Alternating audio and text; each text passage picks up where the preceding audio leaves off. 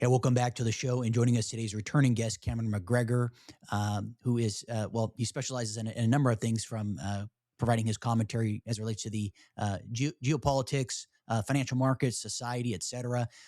You can find his work on YouTube and Substack under Man in the City. Cameron, great to see you again. It's been some time. I always enjoy talking to you, Christian, but I have to say, you always wear a better sports jacket than I do. So I'm a little jealous. And you always have a much better art in the background than I do. So cheers to you. It's been an iteration and a journey. I've had much help over the years from folks, as we all have. But hey, since I last had you on, we haven't had this Iran. Excuse me, we haven't had this. Well, I guess you could say we've been in a global war. Perhaps it's been more at a covert kind of level. Now, obviously, I would say more or less that we're in this global conflict, presumably heating up. We have a lot of stuff going on in the financial markets, society, and perhaps you can start us off by situating us. Yes, indeed. It's sort of like stabilizing a ship in the torrent of a massive storm, for sure. Well, let me reject the premise of the question. Let's start off with that. I do not think that we are in a global war right now. We are in a regional war. We're in a major war, to be sure, and there are many layers to that. But for us to go into a global war requires the participation of Russia and China.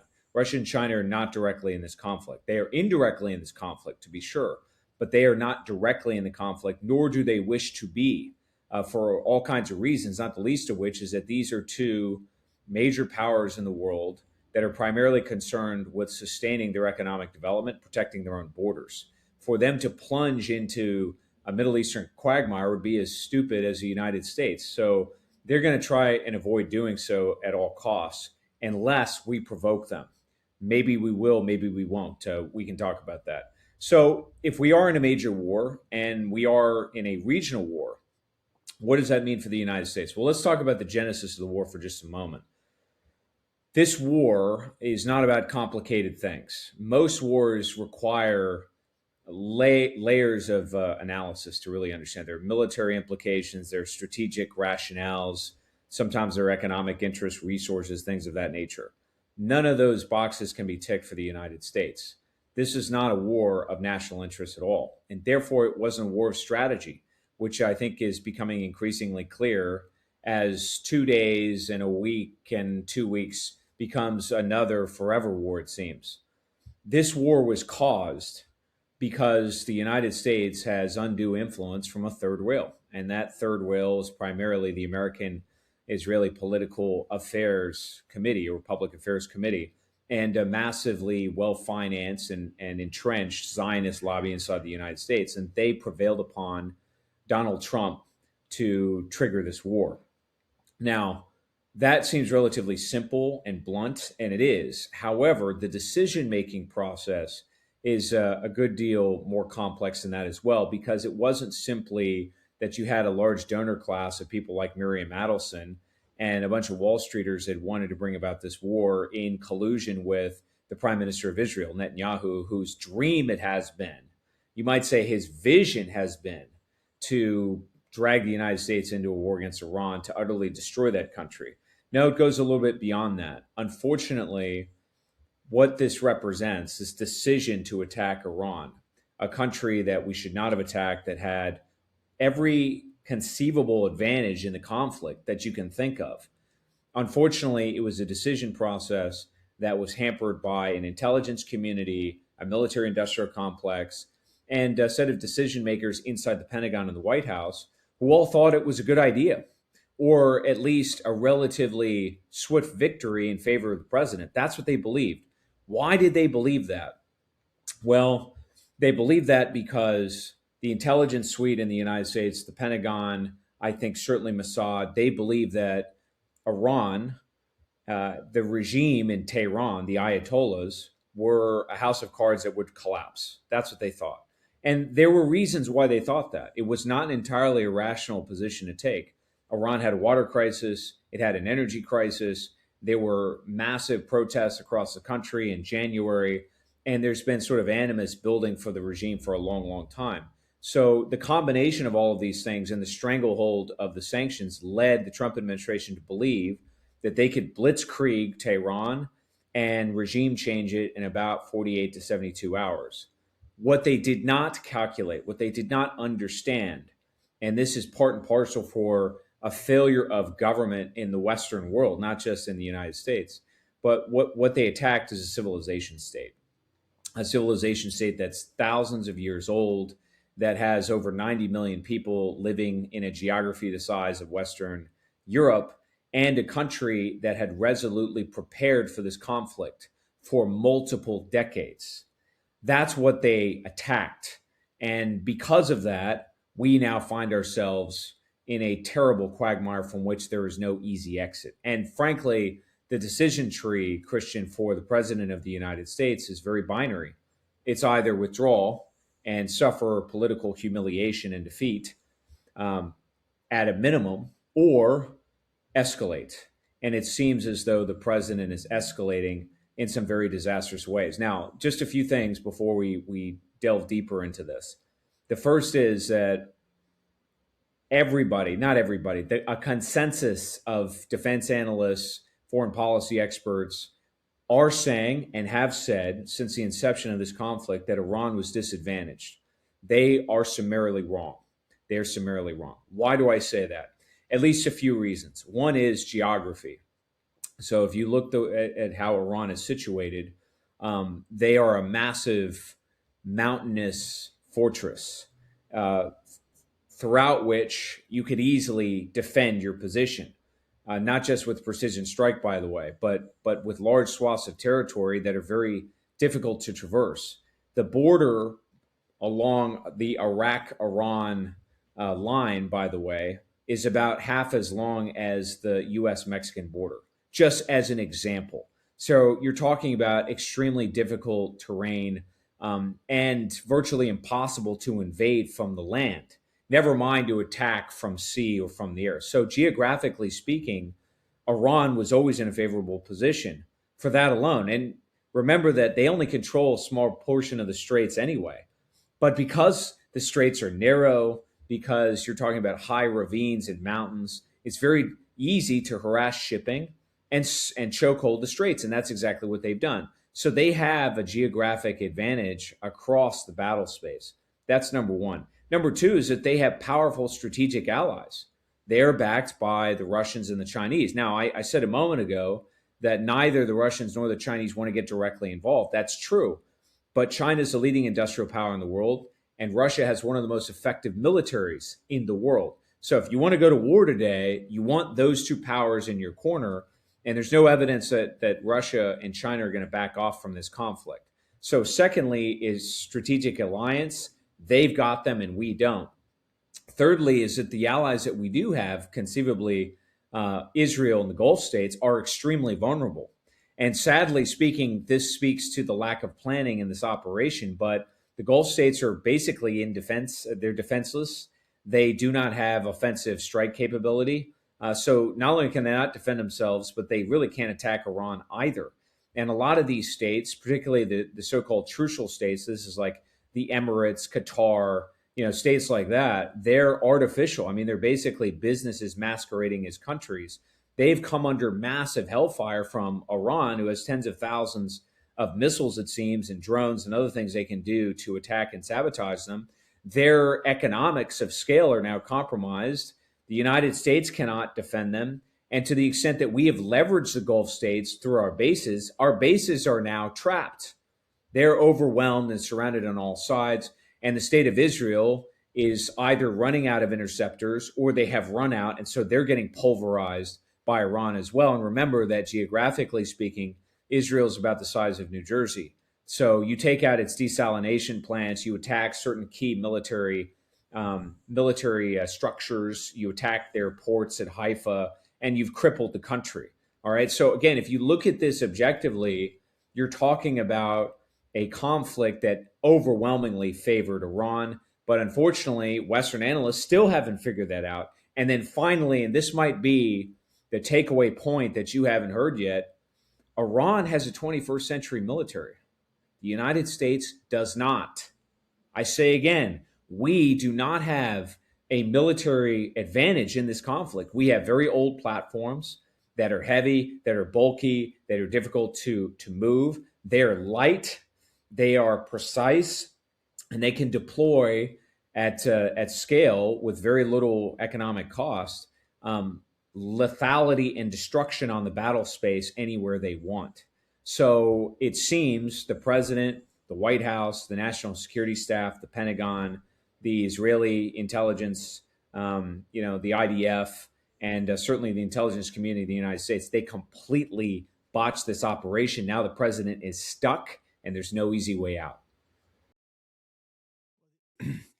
The Iranians certainly have the home field advantage, and to your point, they've had many decades to prepare. I mean, obviously Netanyahu's been talking about for many decades as well that Iran has nuclear weapons, et cetera, et cetera, et cetera. And you've mentioned on other videos about the hubris with this U.S. Israeli alliance, if you will, and that kind of ties in with the eschatological, or we'll just pretend I said it right, term and other things that that permeate the upper echelons of that leadership. I also know over in Israel, there's a lot of civil strife going on, and I know it's put Netanyahu in a position where you have to keep going. You have, if you stop, I don't know who framed it, where you're going to have to, basically come to terms with some of the things that have gone on Gaza and in other areas, and so it's forced them to go head on. And obviously, I think it cannot be understated, of course, as you've alluded to, the religious undertones, and that you hear in other commentators. So being pushed in that. What else was going to come on? I know the Iranians are very good engineers, and these people are very dialed in. They're not this third world group or people. I believe it's twice the size of Texas, if I'm not mistaken. Iran, very mountainous. And then as it relates to, gosh, what was I going to comment on? You mentioned also about the water going on. I've heard that Iran has been subject to geoengineering to induce droughts and things of that nature. And it also seems, and without deviating too much from your initial commentary, that Trump or the U.S. has been put in a position, because if I'm not mistaken, he's still going through on this, right? Unconditional surrender of Iran that he wants. He's put a lot of rhetoric out there, right? Where it's put him now in a position, and he's obviously not the type of guy where he's going to want to lick his wounds and retract on that. And so, I'm thinking, to your point, like a quagmire. This is a conundrum. Well, let's talk for a moment about the religious component, because that's important, and then we can talk about what's changing structurally in the region and the consequences for the world and for the president. Because I think if we approach it like that, then in a methodical sense, we can really understand just how big of a shit sandwich this is that we're all going to have a bite from, because we are, Christian. There's no question about it. Going into this conflict, the phenomenology, which is just a fancy way of saying the way that the Iranians thought, or the Ayatollahs, was perceived as being radical. If you listen to the Secretary of State, Marco Rubio, he's made a series of vituperative remarks about the regime in Tehran, as have the Israelis and many others, that they're lunatics, that they're religious zealots, that they see things in radical terms. Conversely, the Israelis and the United States, well, we think of ourselves as sort of modern empirical states that are guided by national interest and strategy. Well, actually speaking, as you sort of intimated there a moment ago, it seems the reverse. So not only did the United States fall victim to, I would say, a kind of dangerous groupthink that is almost faith-based. I mean, let's be clear. Once you sort of ascribe a framework of thinking to a given circumstance, or investment, or what have you, it's very difficult to break that frame of mind. And that definitely happened in the United States. We thought Iran was weak. We thought that it was fragile and it would break like glass. We were wrong. And that assumption superseded evidence, because there was a lot of evidence that simply wasn't the case. But it appears as though, the book of Ezekiel and sort of the end of times, this eschatology of sorts, is what's driving Netanyahu and the Israeli regime, who are throwing the entire state and its existence into question, because they are dead set on utterly toppling Iran as a potential real or imagined threat to them and international Zionism and its dominance in the region. So I do think we need to think about it in that kind of sense, because if you look at it from a military vantage point, this was fool's gold if ever there was one for the Israelis. On the other hand, there is a sort of famous Arabian proverb that goes something like this: me and my brother again, excuse me, I butchered it. Let me restart. Me against my brother, me and my brother against my cousin, me and my brother and my cousin against the world.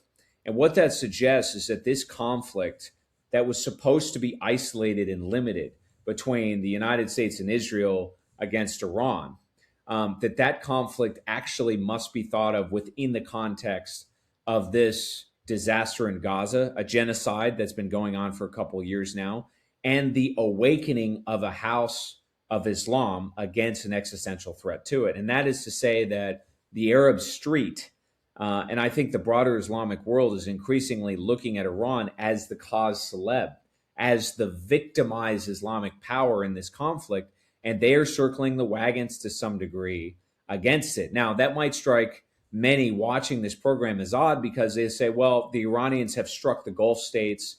Certainly that was a mistake. That's going to retrench their support around the United States and Israel. Not really. You have to remember that the trucial states are artificial, and so is Israel. All right. I mean, Israel's only been around in this latest iteration since 1948. Iran is a real state. The House of Islam is a real thing. And that means that a lot of the Arabs across the region, yeah, maybe they're happy receiving their dividends or their subsidies from the Saudi government by virtue of petroleum, monetization, but they're pissed off. They're unhappy because they're watching their Palestinian brothers be butchered in Gaza, and the Arab elites haven't done anything about it whatsoever. So I think what you're seeing happen is that the House of Islam is awakening, but the Israelis cannot decouple from this eschatological framework that has motivated this conflict. That seems to be getting stronger in the background. So essentially, the United States has been dragged into a war between the House of Islam on the one side and militant Zionism on the other. That's one. What about structurally what's happening? If you look at the Middle East today, it is essentially an echo of the Sykes-Picot Agreement that was signed in 1960. Now, what is that agreement? That was an agreement between the French and the British to divide up the Middle East post-Ottoman Empire. So it was the Ottoman Empire that largely controlled Arabia until World War I. Then the Brits more or less created a range of artificial states: Jordan, Lebanon, Syria, Iraq. Well, these states are finished. The destruction of Syria that happened early in 2020, or I should say late 2024, that was sort of the beginning. All of these states now, I think, are disintegrating, and you're going to get a regime change in the region as a result of that. That's one. Then if you fast forward to the 1960s, you get this thing called OPEC. Well, OPEC is sort of the central bank of sorts of the oil world. Well, now that's under threat because they've lost control of the global energy complex centered in the Middle East, and that's now increasingly in the hands of Iran. So essentially, Iran went from controlling about 20% of the 20% of the global energy complex or regional energy complex in the Middle East. Now Iran controls it all because they control those straits. So that structure is in trouble. And then thirdly, you've got a sort of petrodollar that was installed in the 1970s following the United States decoupling from gold. That means that oil is priced in dollars. That's under threat now. Why is that under threat? Well, because 50% of everything that comes out of the Gulf went to China or went to Asia. In other words, the Asian economies depend for their livelihoods, their lifeline, on what comes out of the straits. And it's not just about oil or natural gas, it's also about fertilizers. All right. So because that chokehold has been applied by the Iranians, now all of a sudden getting access to that oil, to that energy in all those various forms, petrochemicals, fertilizer, oil and natural gas, that comes at a premium to maintaining US dollar denominated assets. So what are you rather going to hold? Oil, or are you going to hold US Treasury bonds? This is what Luke Gromen has talked about for years and years. Well, now they're faced with that choice, and they're going to choose buying that energy in whatever currency they have to get it. And that likely means they're not going to hold on to dollars. So they're going to be forced to sell US dollar denominated assets, which ultimately is going to accelerate de-dollarization. So all of these structural changes are happening within this broader eschatological framework that you painted a moment ago. And it all adds up to one thing. Got a global energy crisis, which is triggering a macro rewiring of the entire global supply chain. That's what's happening. And in the meantime, the Western world, not just Western Europe, by the way, is going to experience at a minimum a recession and almost certainly a political economic crisis, because the Europeans are already paying a premium for energy since 2022 in the special military operation when they cut off Russia. So they don't have cheap energy from Russia anymore. Now they don't get cheap energy from the Middle East. And that means prices for average Europeans, average Germans, average Frenchmen, et cetera, they're going to skyrocket in a very politically fragile environment anyway. Because remember that a lot of these European governments are already broke, and they're subsidizing mass amounts of migrants that depend for their livelihoods on that government redistribution, never mind the population. So you're talking about a very combustible mix. And then when you look to the United States, the supposed world's leading energy power in the world, well, guess what? Energy costs are going up, specifically gas prices are going up. And if you go back 30 years, Christian, the trigger that has pushed the United States into recession virtually every time has been a spike in the price of oil. That happened in the early 90s. It happened in the early 2000s. It happened before 2008. And here we are again. So I find it hard to imagine how we do not escape this mess domestically without real economic pain. And that likely means a recession. Well, it's interesting, to see what is going on in other parts of the world as it relates to this. I guess we're on the fourth or coming up on fifth week here of this conflict, as it relates to energy, fertilizer, oil, etc. Um, you look at over in Asia, I'm seeing various countries I'm hearing different commentary on it.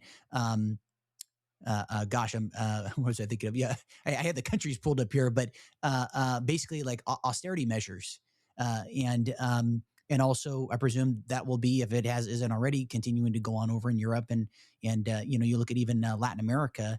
I touched on off camera about how we're starting to see about kind of a roll of this digitalization of this kind of cashless rollout. So this could really be. This conflict can really serve as a kind of a pretext for rolling out like this Agenda 2030, just this engineered, as one person framed it, an engineered cover for economic collapse. Um, 15-minute cities, et cetera. This is a great pretext, and then we just need some false flag events also too to sprinkle on there to get everybody rattled. Well, let's chat Rallied. about that. Let's chat about that for a moment, because that is an assertion that's made by a lot of people who are thinking with an open mind, and they're trying to anticipate the end game here, but they've got it completely wrong. It's that's not going to happen, and I'll tell you why. The precondition for maintaining power in any country, it doesn't matter whether you're talking about Sri Lanka or you're talking about the United States, is energy security. You've got to have three basic things in place, Christian. You got to be able to feed the population, you got to be able to protect the population, and you got to be able to shelter the population. We have lived, we meaning folks in the West, have lived with those guarantees for a long, long time. And that has enabled a lot of corruption to go forth uninterrupted, specifically in the United States and Western Europe. But now governments are increasingly losing control of those three basic components. They're struggling to feed the population, shelter the population, or protect the population for all kinds of reasons. When that happens, then you enter into a pre-revolutionary like environment. That's the environment that we're in. In order to impose through mandate, right, through fiat, the kind of draconian measures that you're talking about. Hold on one second. It's Hmm. There's somebody Yeah. outside.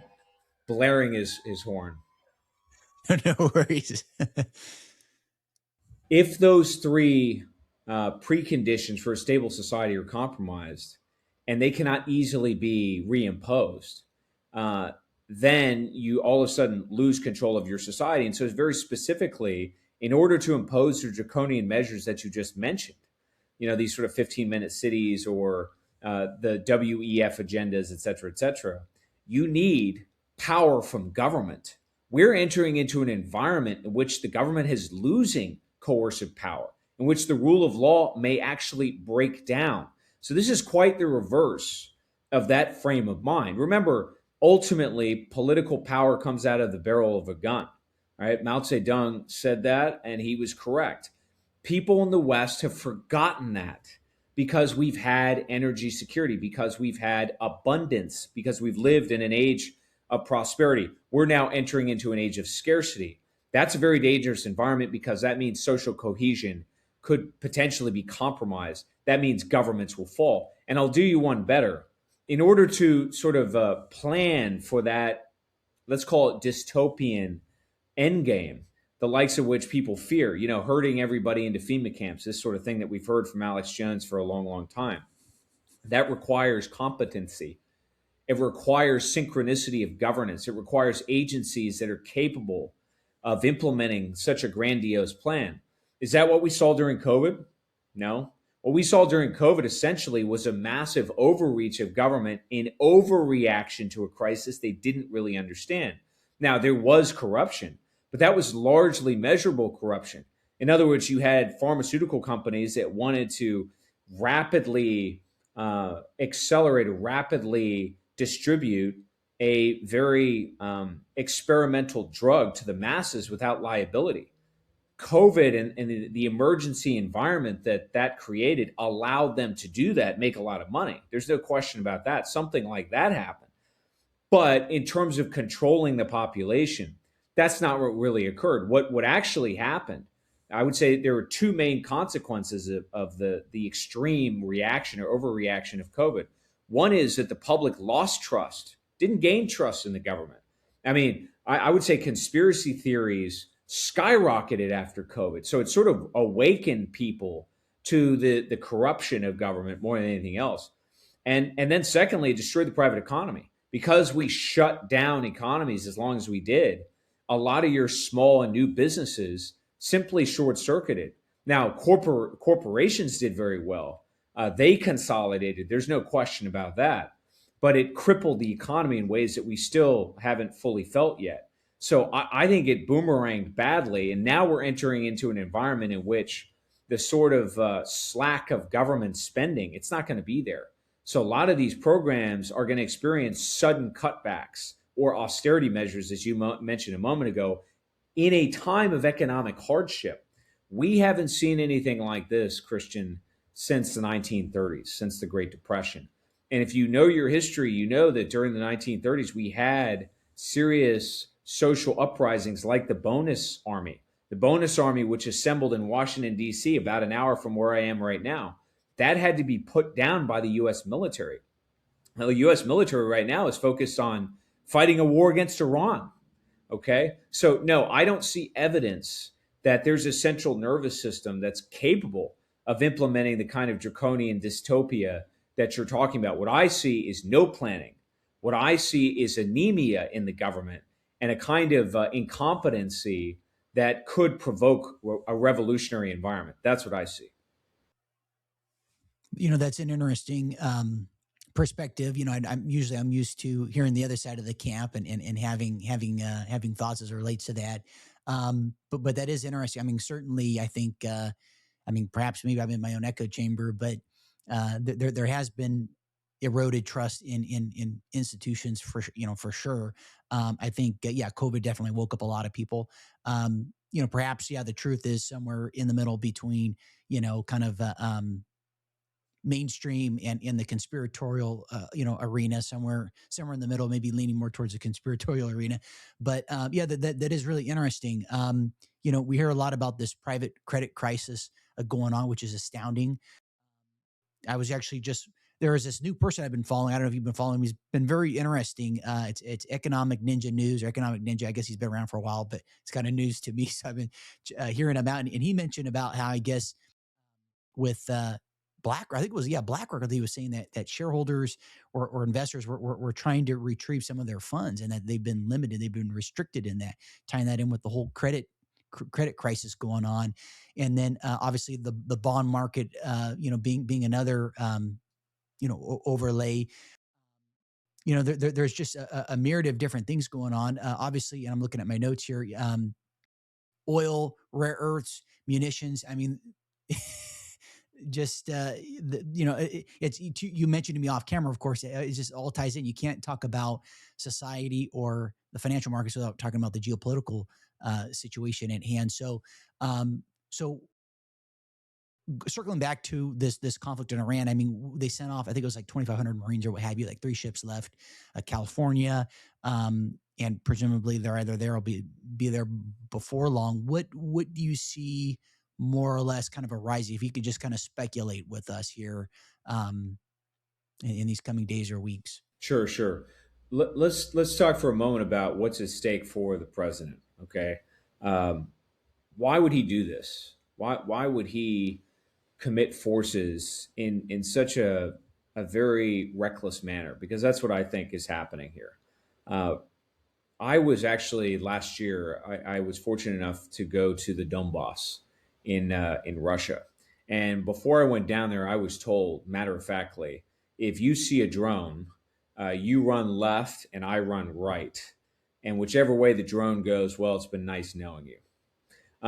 The reason I mention it, the reason I mention that in particular, is because warfare has changed, and we have not in the U.S. military. We have not adjusted to that change. So if we do deploy "quote unquote" boots on the ground in an environment that, as we stated earlier, favors the Iranians geographically, they're dug in these positions with a very sort of labyrinthine defense system that's decentralized. It's difficult to penetrate and stop.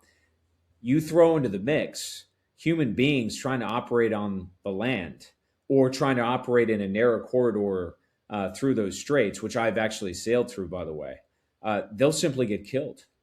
They'll be obliterated.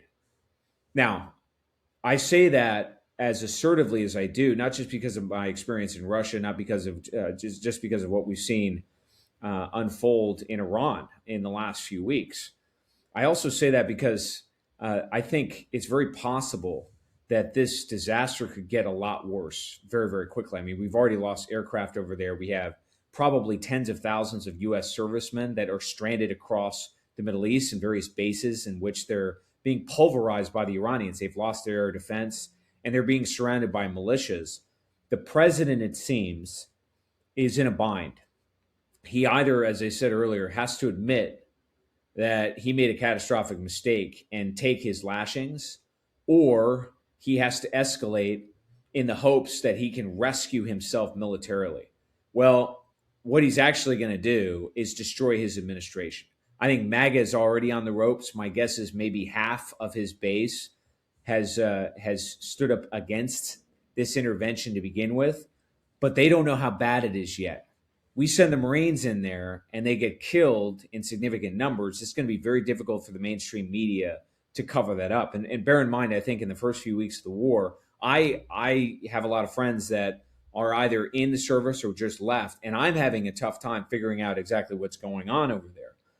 But if he does this, it's very likely going to end up in disaster. And then I think you're going to see the Secretary of Defense likely get fired for something like this, because the entire defense apparatus in the United States and maybe in the Western world does not understand that there has been a regime change in warfare.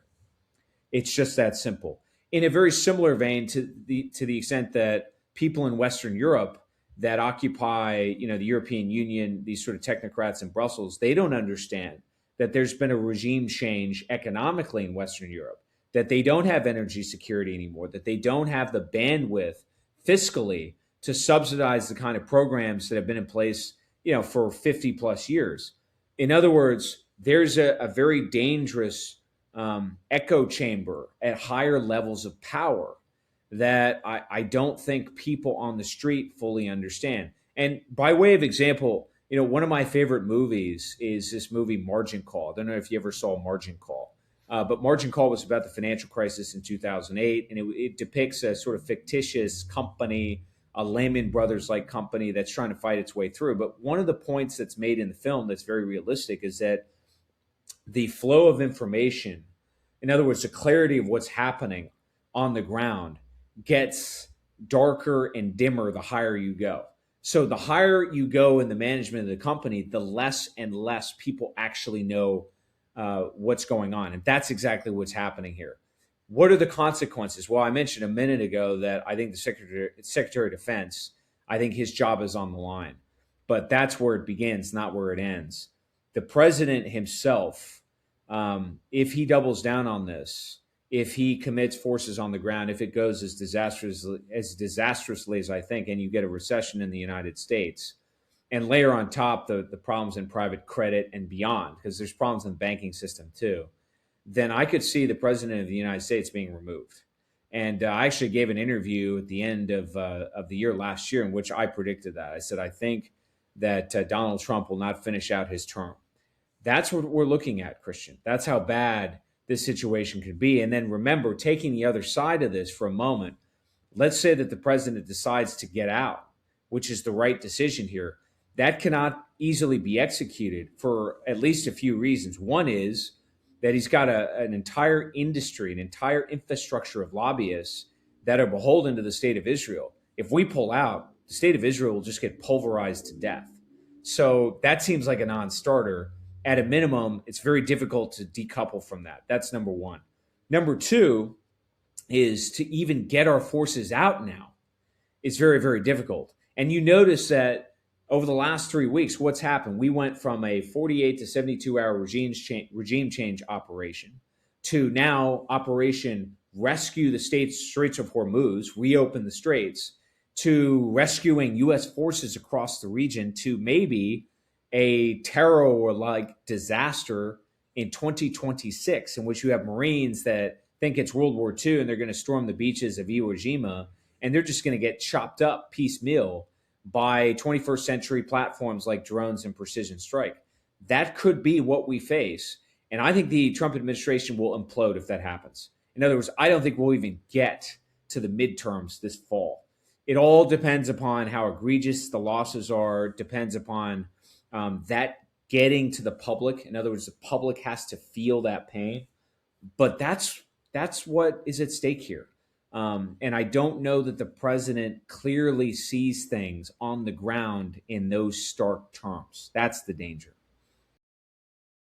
Yeah, I heard from another commentator that I had on recently. He mentioned about around tax day, early to mid-April, that that's going to really be a deciding point, I should say, as it relates to the direction of things. Is is there going to be kind of a wind down, or is it going to permeate more? I suspect the latter.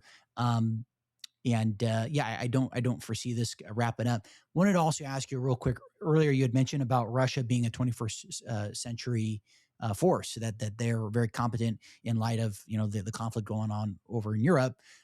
What might your response be to those who say, well, if that is indeed the case, how come they have not been able to effectuate their agendas, et cetera, et cetera? Yeah, well, I think that the Russians took 6 months to 12 months, maybe a little longer, to adjust. Part of the reason why their initial offensives were haphazard and have been sort of methodically slow is because warfare has simply changed. Because concentrating forces on the battlefield, specifically forces on the ground, that's a hazardous affair in ways we've not seen before. So the level of precision strike, the lethality of these platforms on the battlefield is such that you had to completely change the pattern of advance. It took the Russians some time to adjust to that. That's one. The second is that the premise of your question is that the Russians have failed because they haven't advanced far very fast, right? But that is not really what this what the war is about. This is a war of attrition to some degree. In other words, they're trying to destroy the Zelensky regime in Ukraine. They're trying to destroy the Ukrainian armed forces piecemeal. That's different than accumulating vast amounts of territory. Either way, though, the Russians have taken losses and very heavy losses, particularly in the early stages as they were adjusting. It stands to reason we would face exactly the same thing. It just doesn't much matter how much planning goes into these things. You can only adjust on the battlefield. And then remember, Christian, you have to adjust your procurement system. You have to adjust industry. All of that takes a lot of time, years in many cases. That's the prospect that we face. We should simply withdraw. That's the answer. We just need to get out. But even said, that's a very complex operation that the president and his senior advisors and the military, they need to sit down and execute. But I see no evidence that that's what they're going to do or prioritize. They'll only do that after we suffer serious casualties or this conflict simply gets worse for the global economy. Both, I think, are inevitable at this stage. But it would be nice if the president recognized what a disaster this is and sped up the process. I don't see any evidence that he's doing that. Yeah, a lot of people speculate that because of his because of what is in these Epstein files and blackmail stuff. I don't know how much you've looked into it stuff, but it is very alarming, the stuff that is in that, and that's only a small fraction of what is purported to be out there.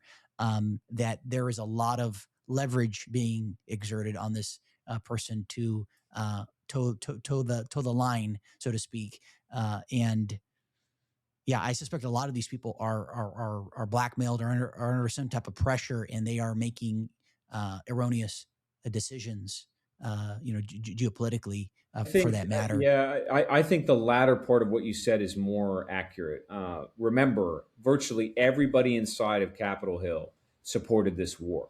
I mean, the president, he gave a speech a couple of weeks ago, and the only time there was bipartisan support for anything he said was when he talked about attacking Iran. And we know why that is. Yeah, some of it's blackmail, to be sure. And how deep that goes, I don't know. I do think we're going to find out. But there's a clear incentive structure in Washington, D.C., because of these foreign interest lobbies that have dug in over the last 50 years. And so they basically bought and paid for representation on Capitol Hill in ways that we don't. So in that sense, this is not about a single point of failure. This is not simply about President Trump. It is about all of those layers of governance that I mentioned a moment ago and beyond, right? You're talking about the nonprofits, you're talking about the think tanks, you're talking about the staffing mechanisms in, Georgetown Foreign Service School, Tufts University, the Kennedy School at Harvard. All of these institutions, the nonprofits, the lobbyists, then the elected government, the intelligence agencies, et cetera, they were all of one mind, essentially. And that's really what motivated this conflict. So I don't know that the Epstein files were required for that, nor do I necessarily think that that is what this is about. However, what the Epstein files do represent is a systemic failure of government. And the idea that a democratic election or that a one party versus another is going to fix this, that is an illusion that's dying 1,000 deaths. And so now we are in a post-political environment, Christian, in which you're going to have to see the emergence of a new political movement to address this problem, because the guy who was elected to do it, Donald Trump, he failed, and so did his movement. So I think that's a better conclusion to draw than anything else, that the whole government itself is rotten to the core. Now, the good news is that what we're seeing vis-a-vis Iran and this disaster in the Middle East is a forcing mechanism. We talked about some of the downstream consequences like the energy crisis. I talked about de-dollarization. I talked about the bond market mess, et cetera. But ultimately, what this is going to do is it's going to destroy the social contract that we have with constitutional government as we understand it. And that's a good thing, because the only way we're going to get onto a firm footing again is to essentially restructure the entire government. We need a kind of default in which we go in with a whole team of folks in a new movement and reconstruct the entire thing. Nothing short of that is going to change the outcome.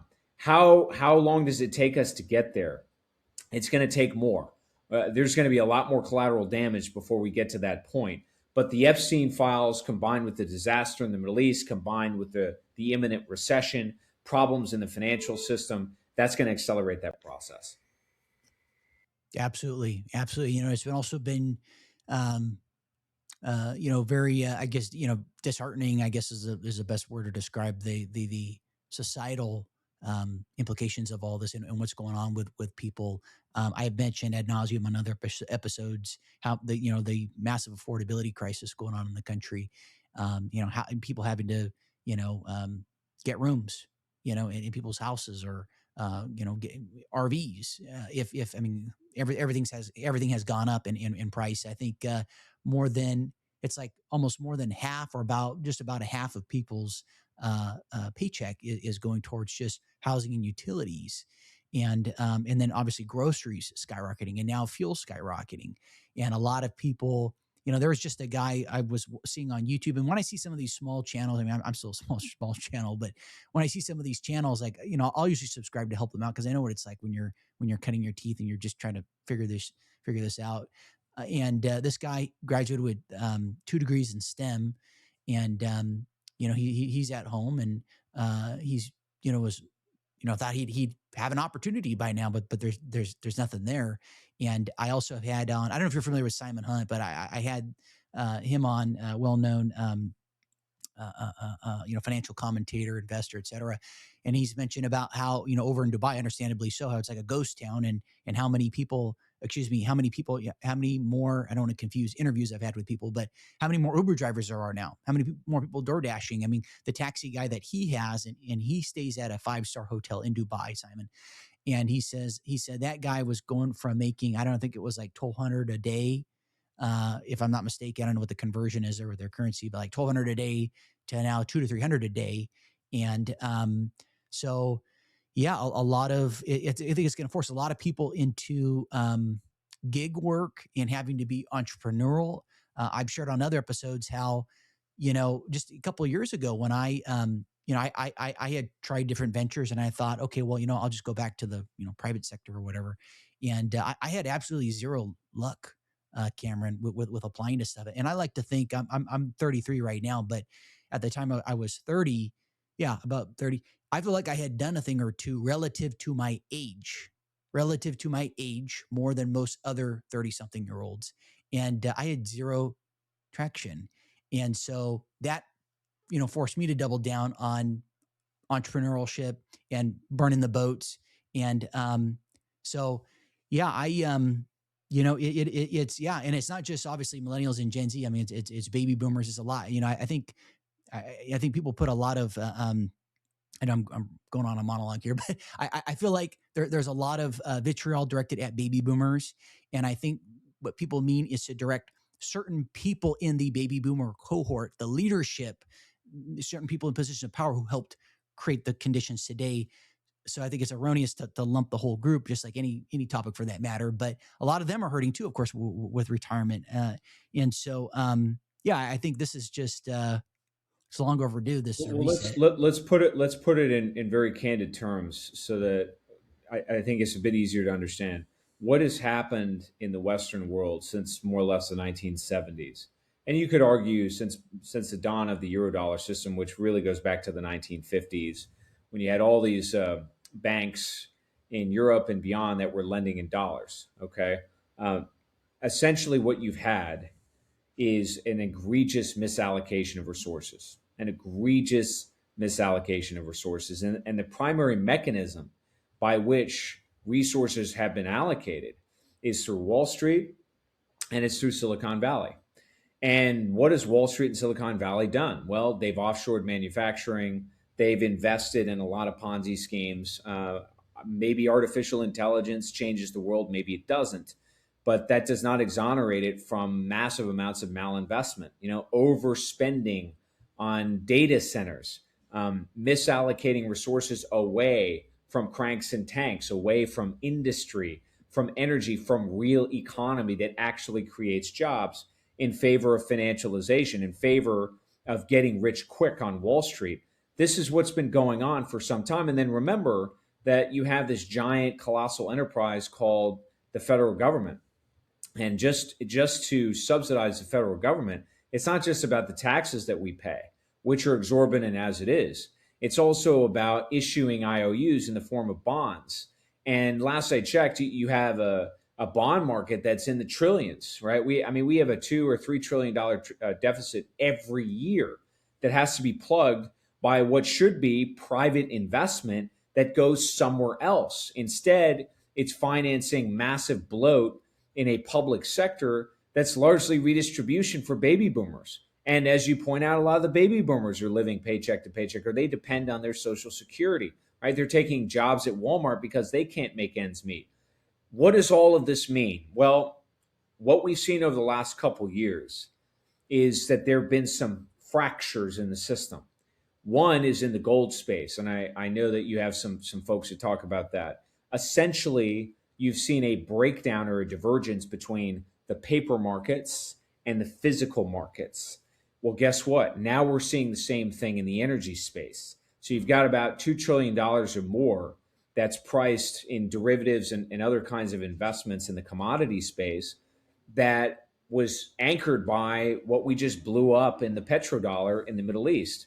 Well, now that means there's a divergence between the paper markets and the physical market for the price of oil, right? Or commodities across the energy complex. So that's breaking. And eventually, what you're going to see happen is this divergence between Wall Street and the real economy, which I really think happened in 2008, because in 2008, it's not that we bailed out the banks. We didn't bail out the banks. What essentially happened is you had a conjoining of the state, U.S. government, and governments across the world, frankly, and the financial sector. So today they're one and the same. That has meant a divergence between the real economy and the financial economy. And now that's beginning to break down as well, meaning that the financial economy is beginning to come back down to earth and reflect reality again. That is a process as much as it is a destination. But the good news is that means that you're going to get liquidation and restructuring. Liquidation means a lot of people are going to get wiped out. A lot of the shadow banks are going to go down. A lot of your commercial real estate is going to blow up. A lot of your banks are going to blow up. Currencies are not going to survive this. Perhaps the US dollar does not survive this. Institutions like the LBMA, right, or the CME, these are things that go back to the 1970s. Again, there comes up that decade once again. They're not going to survive. But the good news is it will sort of liberate capital so that it can be reallocated properly again, so that we can start investing in real economy. That hasn't happened for decades and decades. And that means that either you're getting rich investing in meme stocks or you're working at Starbucks. That's not a real economy. Real economy demands industry, demands energy, and it demands the appropriate allocation of human capital. The definition of economics, if you look it up, is basically the allocation of scarce resources. That's what they'll say. No, that's not really true. It's the allocation of scarce human resources. Well, what have we done with our human capital? Have we invested in it? No, we haven't. We've essentially created massive amounts of bloat in universities, subsidized by the government, that provide people with certificates of massive amounts of IOUs, not the skills that they need to actually get a job. And so most of the colleges and universities across the country, they're in the red too. And if the government defaults, what's going to happen to them? They're going to get liquidated and restructured. This is where we're headed on every level. It's going to happen politically. It's going to happen economically. And at core, you're going to see a sort of a social, spiritual revolution as well, because we're exiting the materialist order.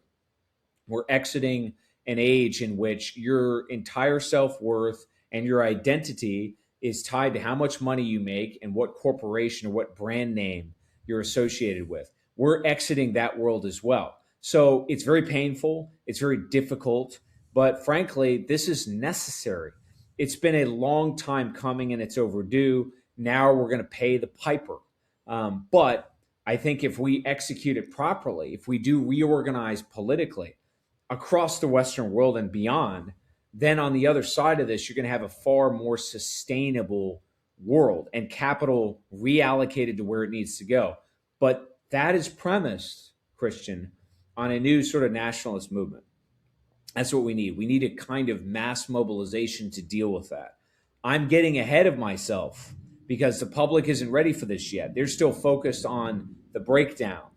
But we've got to sort of anticipate that a little bit and realize that, yeah, the breakdown's coming. We can't stop it. The banks, as I said, the financial system, the euro dollar system, the petrodollar, these are antiques at this stage. And we've got to start looking towards the future. But we're not there yet. So more pain is to come before we get there. How much pain, I'm not sure. But I do think, all in all, this is necessary. It's tragic, but it's necessary. It is a paradigm shift, and those are always pretty ugly.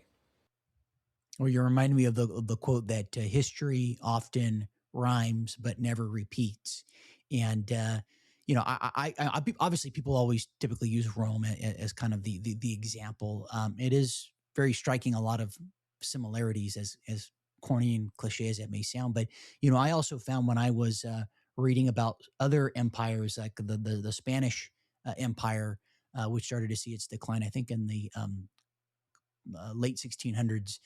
They had a lot of the same stuff going on in some respects, and others as well. I mean, I'll use the Spanish one because people don't really talk about it too much. I mean, apart from like the silver and gold and other stuff coming from the New World over into Europe, and that causing inflation, you also saw more materialism, which you highlighted amongst the elite, so to speak, and then also.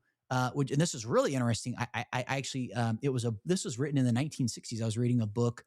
No, it wasn't written in the 19. I think it was written in the 1960s. It was about the decline of Spanish Empire. It also talked about uh, transgender, or things that are outside the social norms that were starting to go on in the empire. And so, very interesting.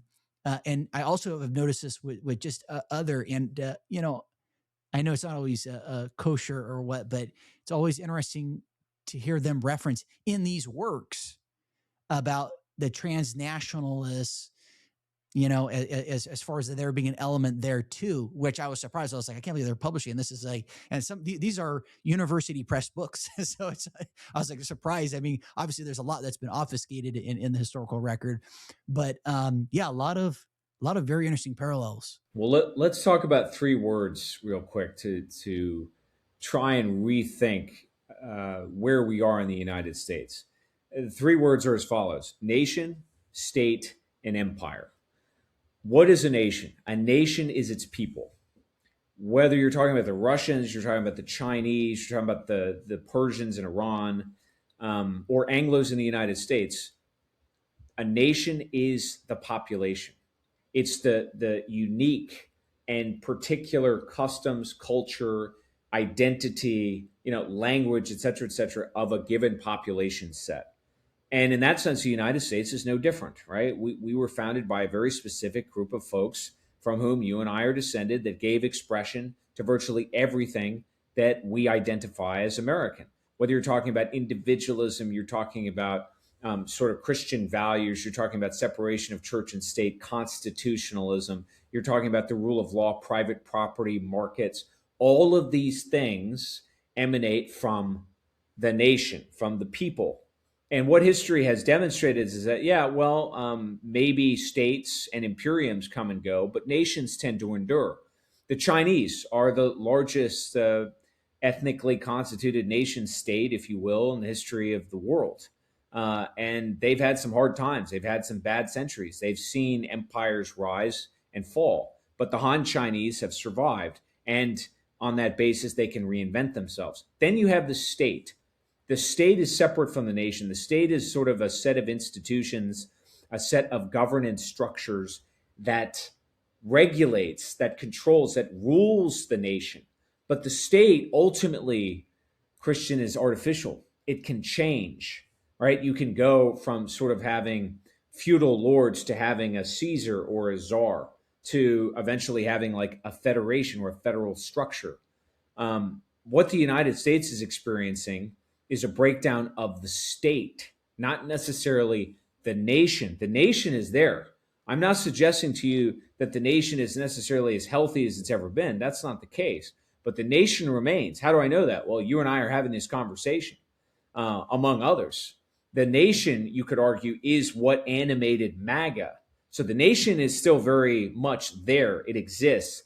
It's poorly led. It's not effectively organized, but it's there. The state, on the other hand, is a bastardized sort of a corrupted, hollowed out constitutional structure that doesn't work anymore. That means it needs to sort of default and be replaced by a new state on top of it. That's happened many, many times across many different civilization states, civilizations, empires, peoples, nations, et cetera, et cetera. It's our turn. We're going through that. Then there's this thing called empire. The United States, contrary to what you might think, and even in my own lexicon, I use that word a lot, we never really were an empire. We never really wanted an empire. And if you go back to the founding of the country, they very accurately understood the geopolitics of the world that the United States inhabits. They said, look, we're basically a giant continent unto ourselves. We don't have major powers that threaten us. We have plenty of resources. We have allies to the north. We have sort of disempowered, fragmented second or third rate powers to our south. We have gigantic oceans on either side. If the war in Iran has demonstrated nothing, what has it shown you?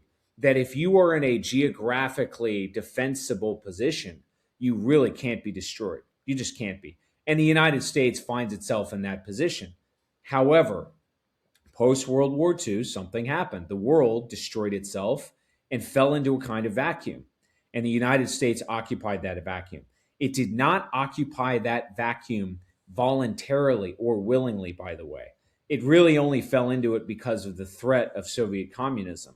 And that led to essentially an 80-year period in which the United States fumbled its way into an empire that was largely superfluous, that we didn't really need, 800 to 1,000 bases in 100 countries around the world.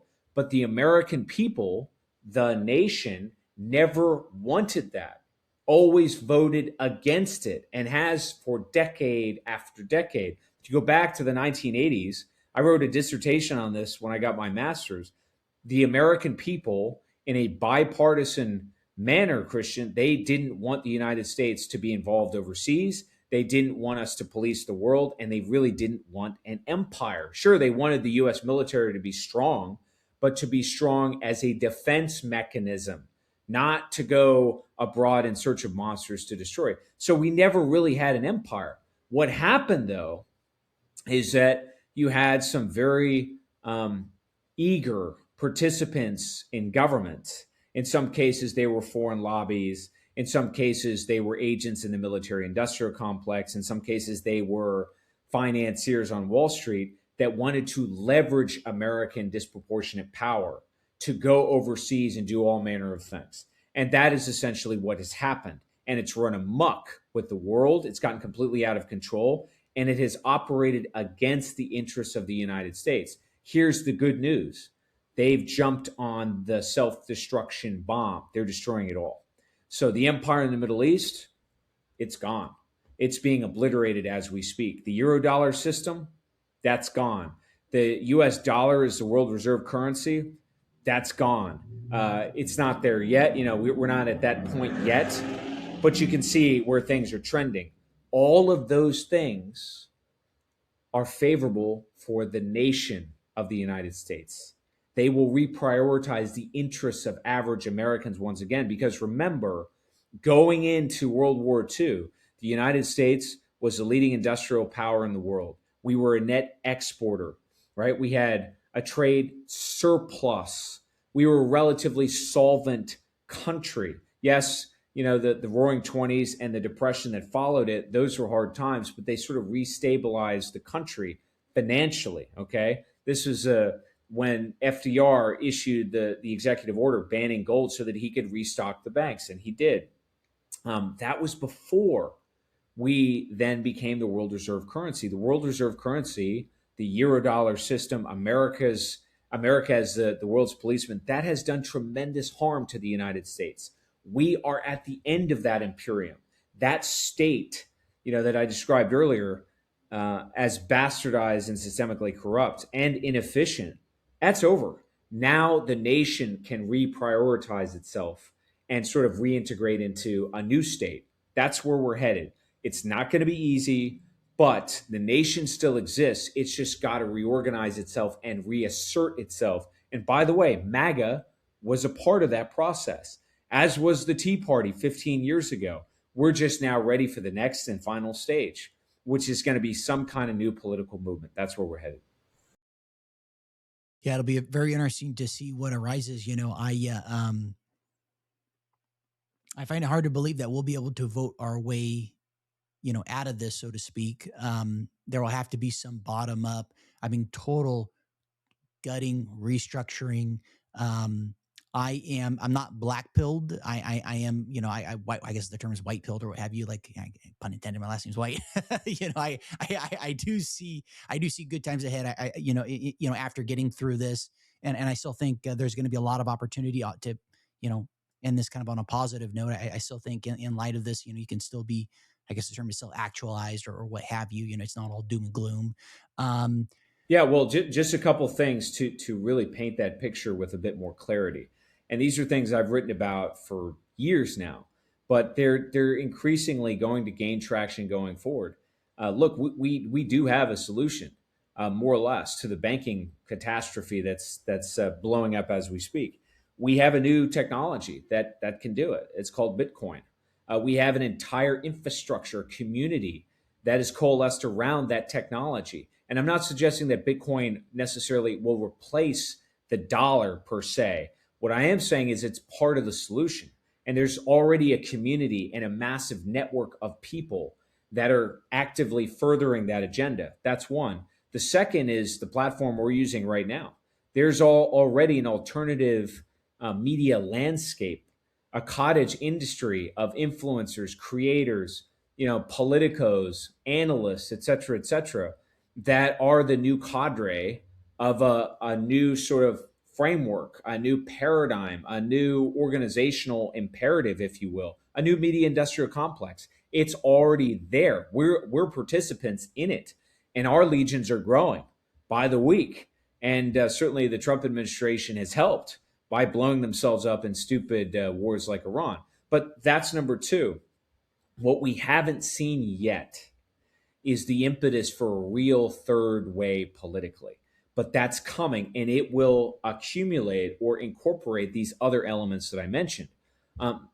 Add to that this level of awareness that has scaled, I think, to the heights since COVID.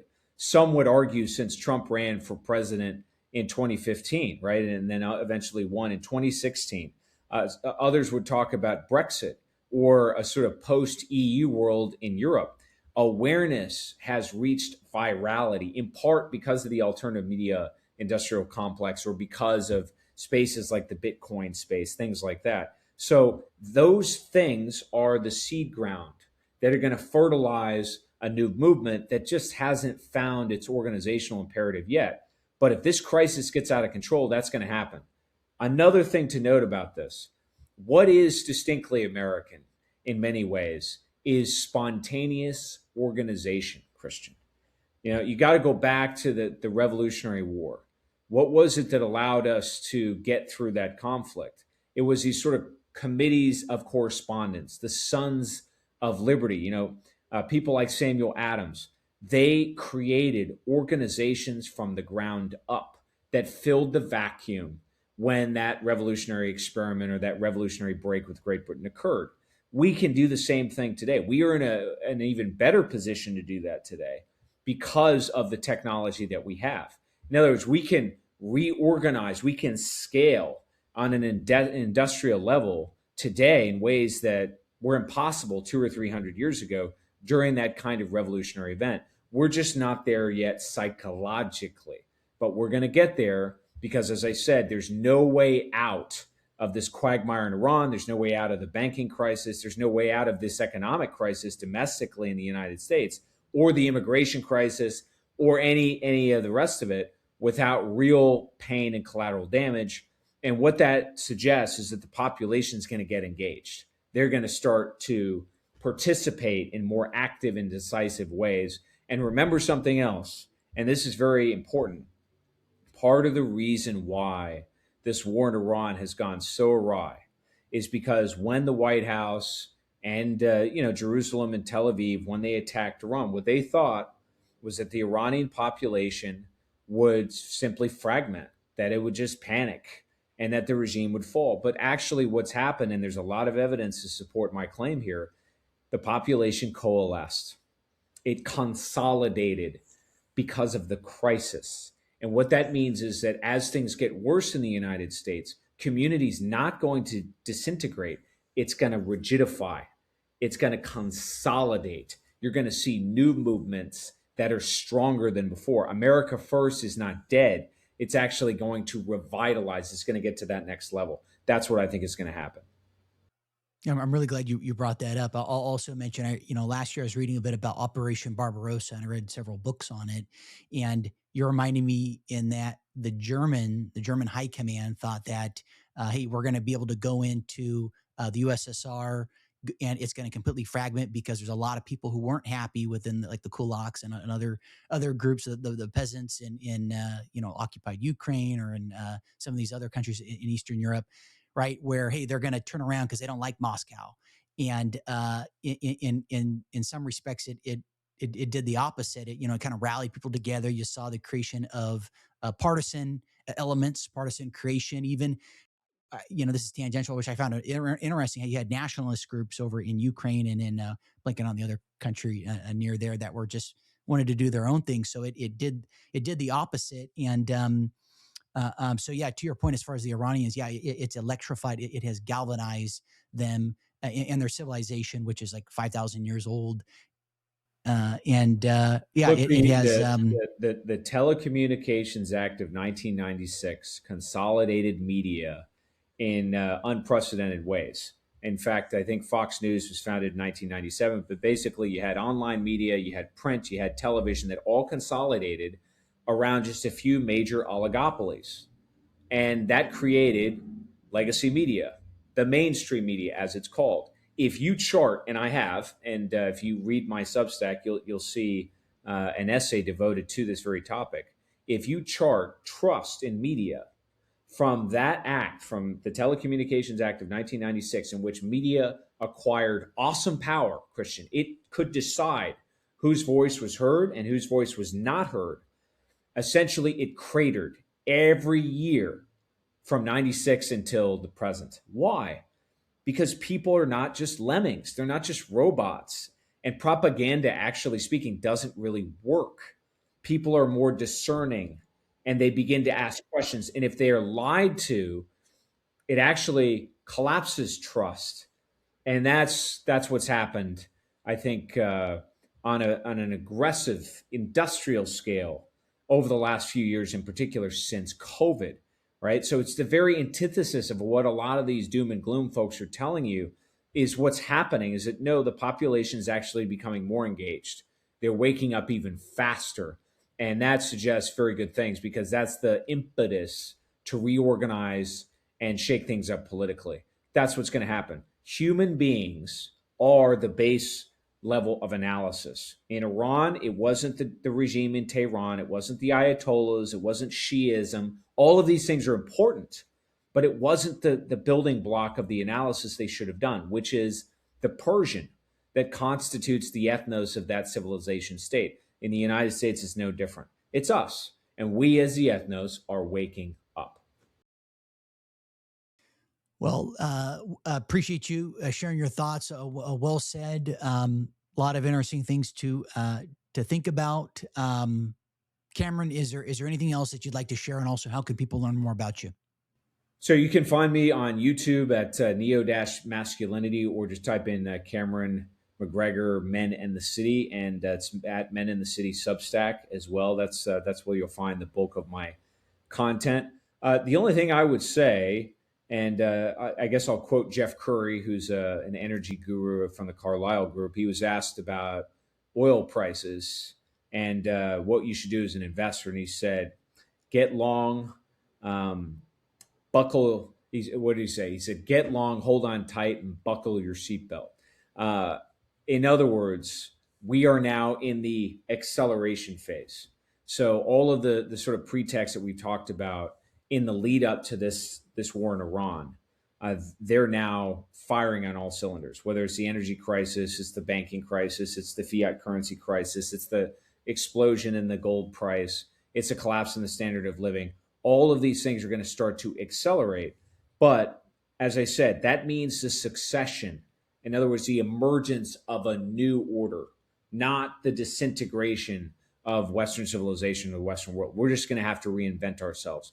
That's the way to reframe and rethink the environment that we're in right now. And hopefully that is empowering to all of you, not disempowering, because agency is going to become more important in the weeks and months ahead, not less.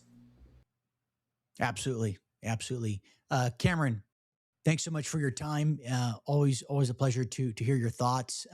You shared with me some points I hadn't been aware of, or other points maybe to revisit more. And be well, and I no doubt we'll be in touch. Thank you, Christian. It's always a pleasure to talk to you. Appreciate you tuning in and watching. If you enjoyed it, if you enjoyed the video, you found value, and I encourage you to like, share, subscribe, /follow. The show is on YouTube and Spotify. Always look forward to your feedback, and appreciate you tuning in. Be well and take care.